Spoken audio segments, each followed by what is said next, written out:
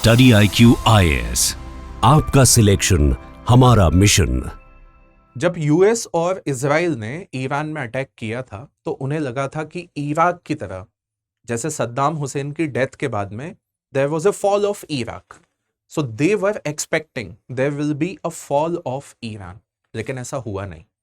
ये वॉर लंबा चला गया और इस वॉर के लंबे चलने के पीछे वजह है ईरान का पॉलिटिकल स्ट्रक्चर, जिसे हम कहते हैं थियोक्रेटिक रिपब्लिकनिज्म, जहां पर थियोक्रेसी को रिपब्लिकन सिस्टम के साथ मिक्स कर दिया गया है।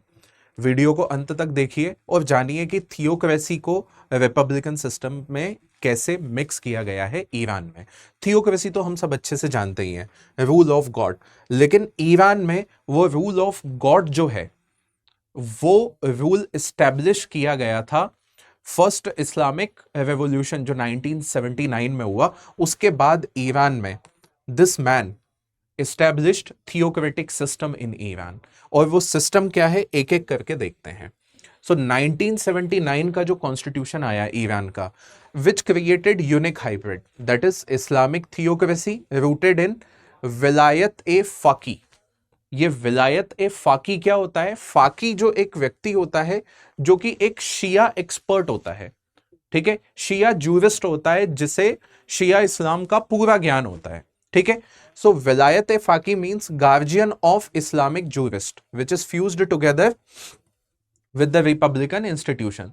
तो ईरान ना एक प्योर थियोक्रेटिक कंट्री है और ना एक प्योर रिपब्लिकन कंट्री है, जबकि वो है Islamic republic that blends divine sovereignty which the elected bodies of the popular legitimacy and the core doctrine developed by Ayatollah Ruhollah Khomeini.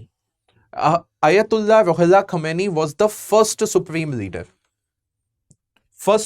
leader of Iran, ठीक है, which holds that in the absence of hidden 12th imam, यहां पे concept आता है, ठीक है, hidden 12th इमाम।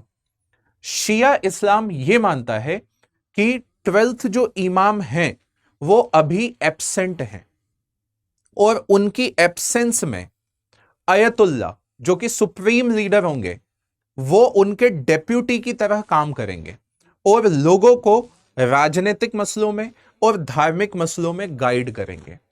और ये इंटरप्रिटेशन को कहा गया विलायत ए फाकी, ठीक है। तो जो 12th इमाम हैं जिन्हें कहा जाता है इमाम मेहंदी, उनका अभी आने का टाइम है या उनका एब्सेंट का टाइम है, तो उनकी एब्सेंस में जितने भी अयतुल्लास होंगे वो ईरान पर रूल करेंगे और लोगों को पॉलिटिकली एंड रिलीजियसली गाइड करेंगे, ठीक है।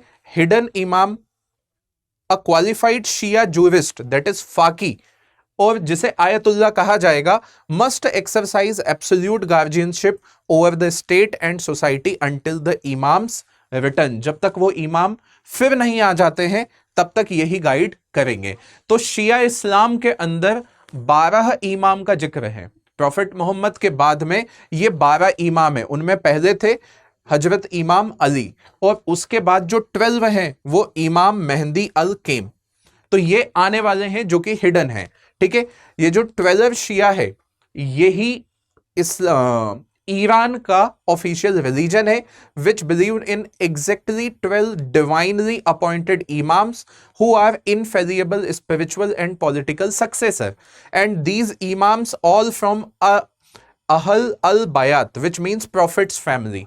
और 12th जो आने वाले हैं उनका अभी हिडन वाला टाइम चल रहा है, वो जब आएंगे उस तक, उनके आने तक क्या होगा?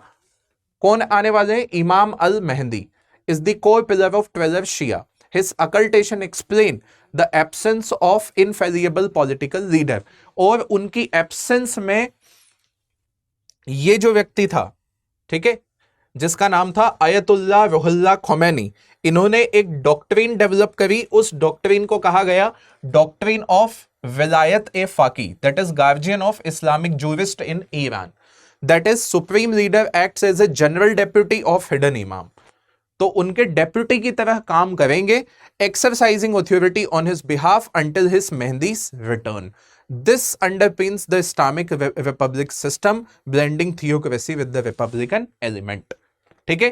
तो मेहंदी जो इमाम मेहंदी हैं, उनकी एब्सेंस में अभी आयतुल्लाह फर्स्ट ने रूल किया, फिर आयतुल्लाह अली खमैनी ने रूल किया, और अभी तीसरे करंट आयतुल्लाह अल खमैनी के बेटे को बना दिया गया है, आयतुल्लाह सुप्रीम लीडर बना दिया गया है। ठीक है, so they are acting as a general deputy of hidden imam, that is imam अल मेहंदी।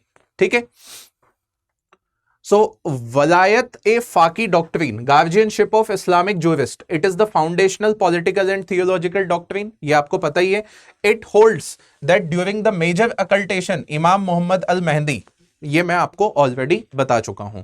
ठीक है, since infallible imam is hidden, the most qualified cleric, जिसे फाकी कहा जाएगा, as his general deputy to prevent chaos, enforce sharia and guide society towards the justice. तो अभी ये जो व्यक्ति हैं, जो इनके बेटे हैं Mojtaba, became supreme leader of Iran. आगे बढ़ने के पहले बहुत जरूरी announcement, 60% of plus double validity. So आप सब लोग स्टडी आईक्यू के कोई भी कोर्स खरीदते हैं, कोई भी anything, UPSC, state PSC, judiciary, आप एसयू लाइव कोड का इस्तेमाल कीजिए, आपको मैक्सिमम डिस्काउंट मिलेगा।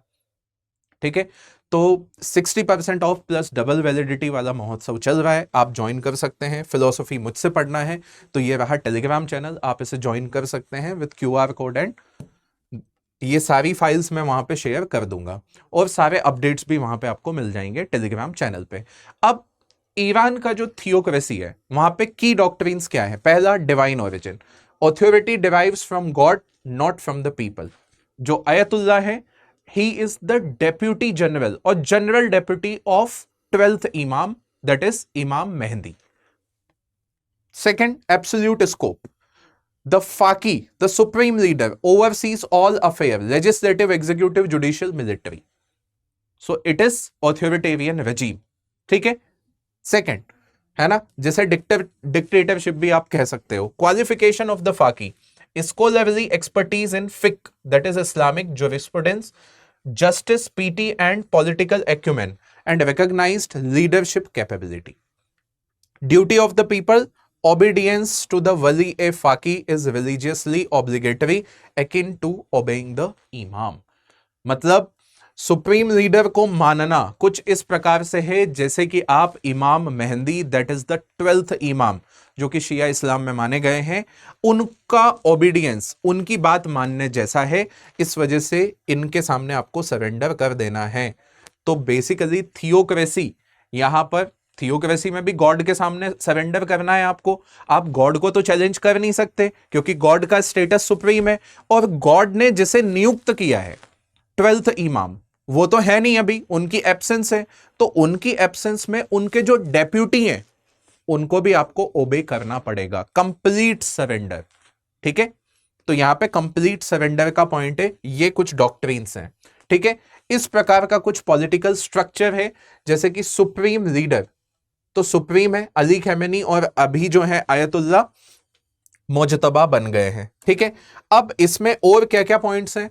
देखो, गार्जियन काउंसिल होती है, ये भी अपॉइंटेड होती है।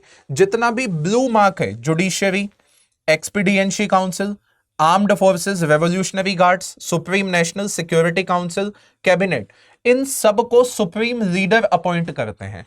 और ये जो है असेंबली, प्रेसिडेंट, पार्लियामेंट, जिसे मजलिस कहा जाता है, वहां पे ये सारा जितनी भी है वो इलेक्टेड बॉडीज हैं। लेकिन इनमें भी जो इलेक्शन होता है, उनमें फिल्टर लगाती है गार्जियन काउंसिल।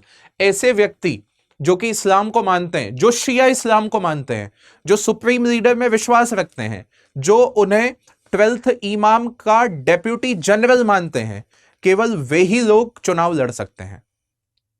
आप समझ रहे होंगे कि यहां पे रिपब्लिकन सिस्टम को किस तरीके से थियोक्रेसी में मर्ज तो किया गया, लेकिन थियोक्रेसी अभी भी बहुत ज्यादा सुप्रीम है। ठीक है, सुप्रीम लीडर किसी को भी यहां पे डिसबैंड कर सकते हैं, सस्पेंड कर सकते हैं। ठीक है, core principle framework, constitutional framework. So theocratic foundation है, sovereignty belongs to the god, and god means god, god के बाद 12th इमाम, सीधी सी बात है यार, देख लीजिए, गॉड, गॉड के बाद 12th इमाम, लेकिन 12th इमाम तो अभी है नहीं, इमाम मेहंदी। तो उनके डेप्यूटी जनरल कौन है? उनके डेप्यूटी जनरल है ayatollah, that is supreme leader. So ayatollah अभी जो भी आयतुल्ला बनेंगे उनकी सॉवरेनिटी है। द सुप्रीम लीडर वली ए फाकी, है ना, act as a god's deputy on the earth, Shia Islam is the state religion. पहली चीज। दूसरी चीज आर्टिकल 1(2) में लिखा हुआ है republican element, direct popular election for the president, parliament, मजलिस, local council, assembly of experts. Merger mechanism क्या है? All elected and republican institution operate under the absolute supervision of supreme leader and theocratic bodies such as guardian council. ये जो guardian council है, ठीक है, act as a filter veto mechanism to ensure Islamic correctness. This create managed democracy or religious democracy. ठीक है, power hierarchy, सबसे ऊपर रहबर supreme leader. India में भी लोगों ने जो आलाप किया था तो वो रहबर के लिए किया था, हमारे रहबर को मार दिया, इस प्रकार की बातें आपने सुनी होगी मीडिया में। तो वो रहबर जो सुप्रीम लीडर हैं उनको इंडिया के लोग, स्पेशली जो शिया मुस्लिम्स हैं, वो सब लोग उन्हें मान रहे हैं। ठीक है, रहबर highest religious and political authority, serves for life. Power commander in chief है। आप पावर पढ़ेंगे तो आपको समझ में आएगा कि it is practically a dictatorship of a supreme leader, है ना। रिपब्लिकन सिस्टम तो सिर्फ नाम का है यहां पर।